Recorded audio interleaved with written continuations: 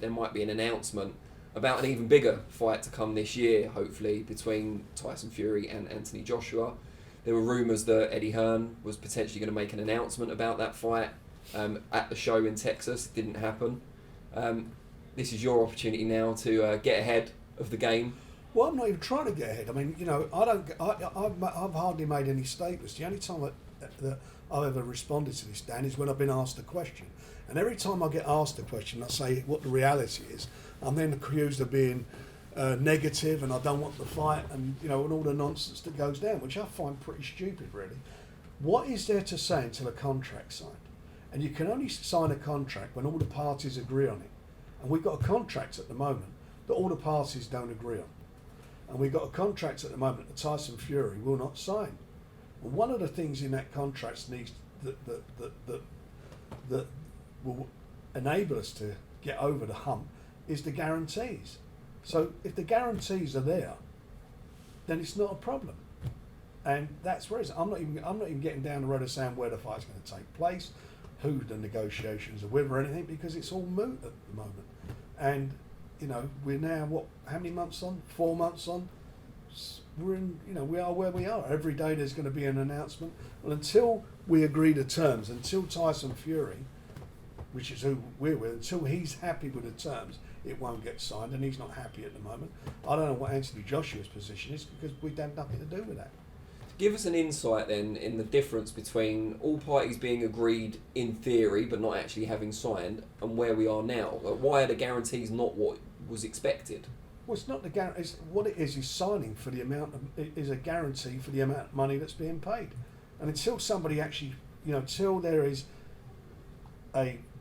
until Tyson is satisfied that the money that's in that contract is guaranteed by a bank, then it ain't going to get signed. So that's the issue. It's the source of the funds. That's the main issue. Yeah, that's the main issue, and hopefully that will get addressed.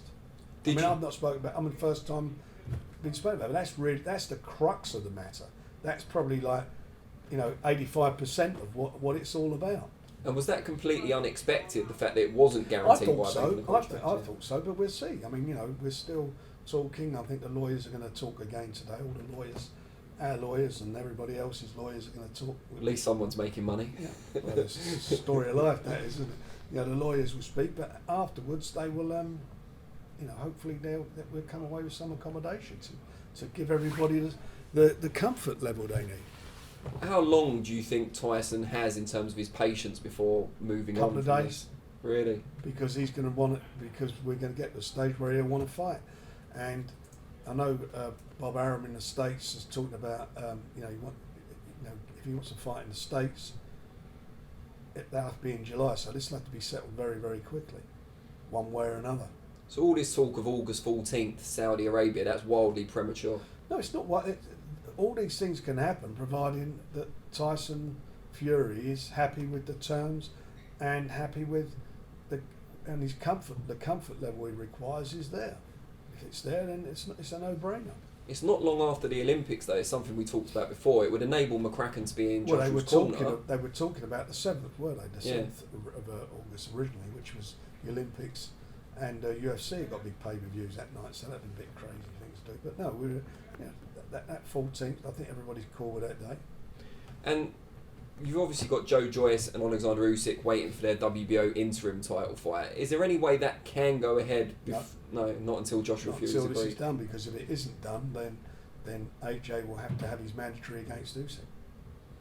It must be difficult, not just for Joshua and Fury, because that's the main fight everyone's talking about, but for, you know, their kind of collateral damage, Joyce and Usyk, waiting in the Well, they are, but it's easy. I mean, you know, it's a choice that the guys make. I mean, if Usyk becomes if they order AJ against Usyk, if Tyson and AJ doesn't happen, and they order, which they will order, AJ to fight Usyk, and if he fights Usyk, then the good thing is that Joe will go in as the mandatory challenger.